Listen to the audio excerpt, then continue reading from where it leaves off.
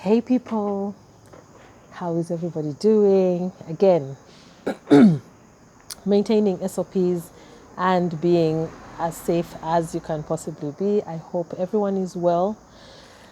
I hope everyone is happy. I hope we're all calmer. Today is the first day, I'm actually quite happy. Today is the first day in a long time that I have not had any new death that has happened today. One of them happened yesterday. I learned about it this morning, but there is nothing new today that I have seen. Not on any of the social media groups, but also maybe because I went off some social media groups yesterday that I just felt for sanity's sake I needed to just reduce what was happening around me. But it is a good day, and I really feel like we generally are starting to see a shift in the trajectory for better. I think the numbers are going down. I've read somewhere that the number of even the positives, from the labs are going down. So I really strongly believe that things are starting to look up. Also, I believe that people who got sick later already had some sort of clue on what to expect. Those who got sick earlier did not know. And now when you look at the list of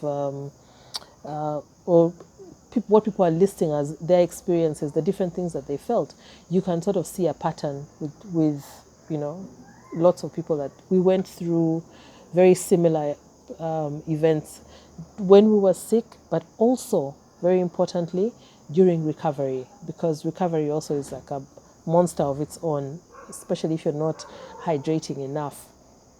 So hydration really becomes the most important thing. The amount of medication we've taken and the virus itself and the kind of havoc it wreaks in our bodies requires that we drink.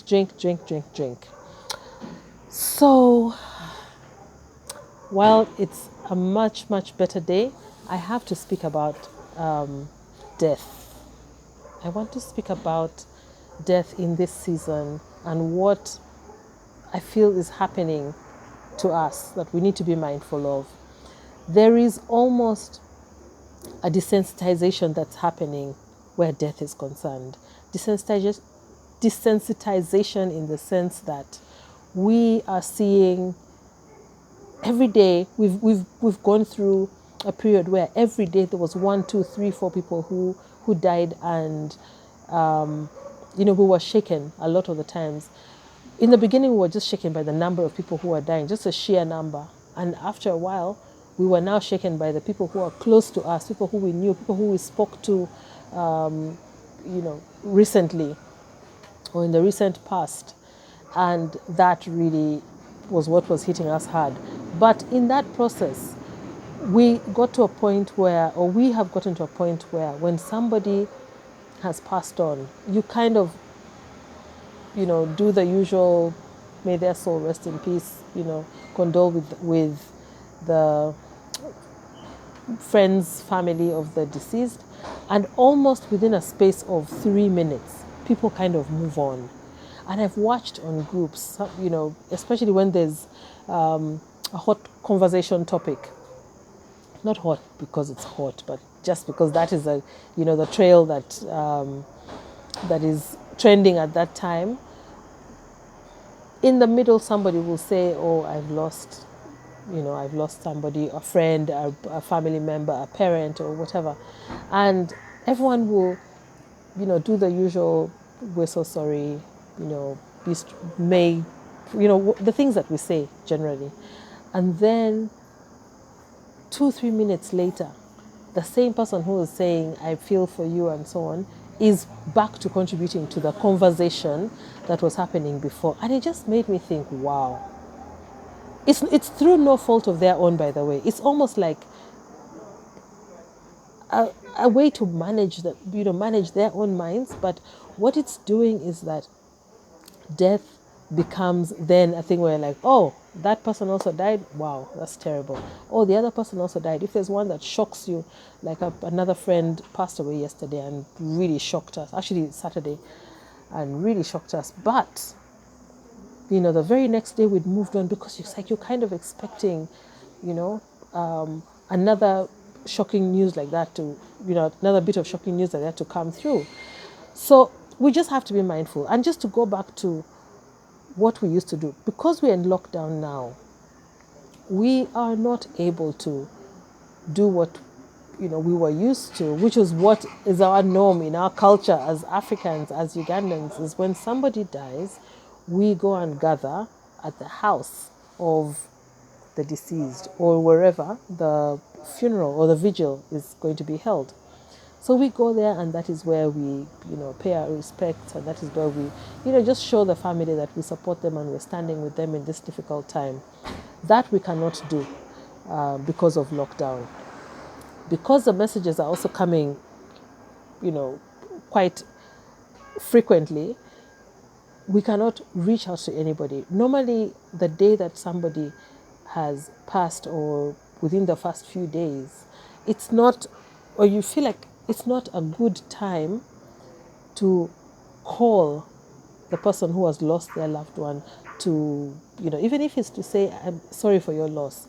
A message works, but then when we go to their home, when we go to the vigil, that is normally where, you hug the person and say, we're with you, and, we're here in case you need anything.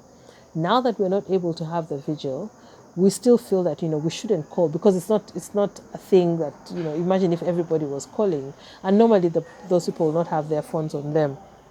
So by the time we're finished with the 42 days of lockdown, assuming it is not extended, we can only speak to these people if we ever bump into them again.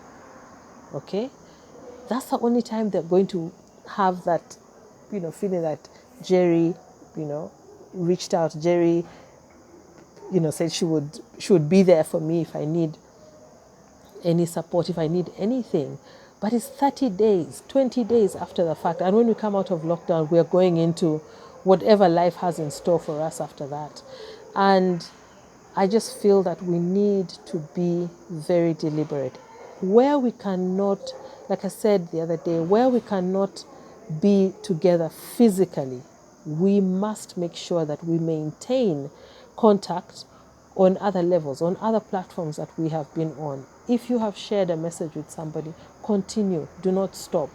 Because it's very easy for all of us to be thinking the same thing, that, someone is in mourning now, maybe it's not a good time to call. But if you think about it, they're in lockdown. They're mourning in lockdown. They're alone in their homes. They will not have lots of relatives even coming over because of the situation. So we must be deliberate. We must be deliberate, and now use those channels that we thought were uncomfortable, because they're the only channels that we have to make our friends, our relatives, our loved ones feel like they're not alone. Otherwise, we could be in our homes perfectly okay, like we're fine, we're not sick or anything, but people get depressed just being in that space by yourself and losing yourself in your thoughts. People actually get depressed.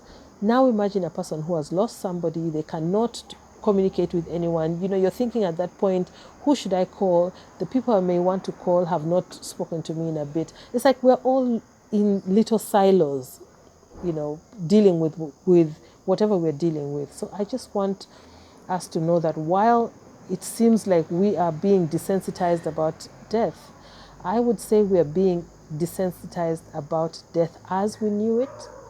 And now we need to start thinking of, one, ways to connect with those who have lost their loved ones, and two, maintain that connection and take it even after lockdown. We just have to be deliberate, guys. We just have to be deliberate about it. So that's the message today. Thank you so much. I will be back with something else, but yes, I'm just really happy that today I did not receive any new message on new deaths, and things are looking up already. I just want to call on us to maintain contact with those who have lost loved ones. Thank you, and you take care.